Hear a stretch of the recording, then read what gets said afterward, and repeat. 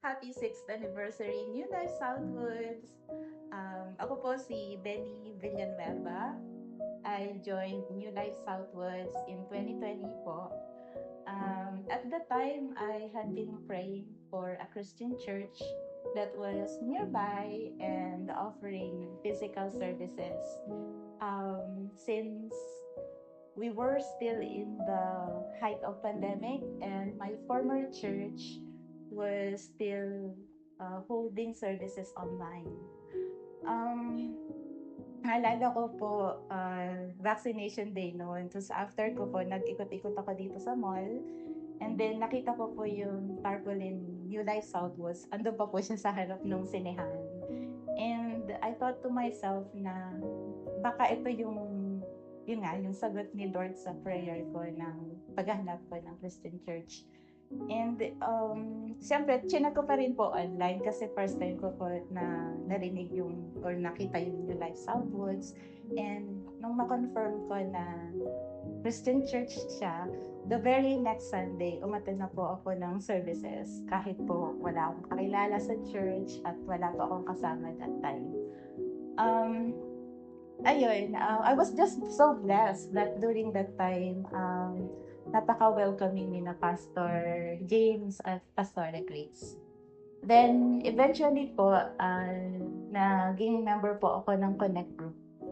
At ang nakakatuwa po doon, sa Connect Group ko, ang mga unang ka-member ko po ay yung mga mahal nating juvenile.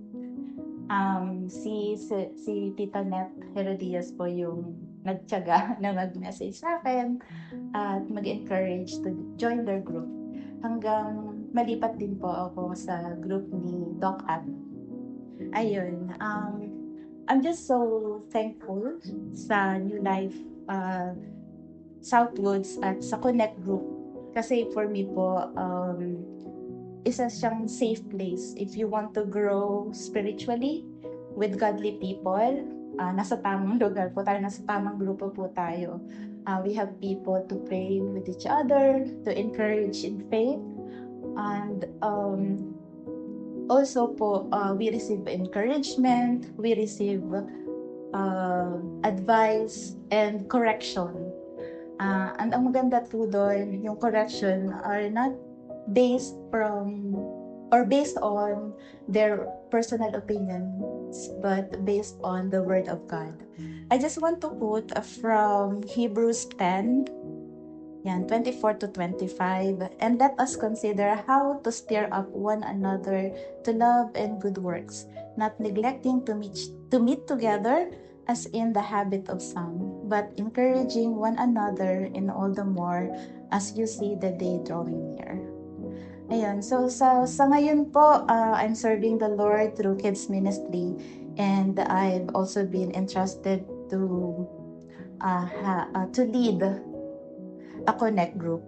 Sobrang ding grateful ako sa mga training ni New Life Southwoods dahil they've helped me step out of my comfort zone and serve the Lord and also be used in His kingdom. Ako po naniniwala na God has many greater things to do in this church and through this church. Kaya sama-sama po tayo.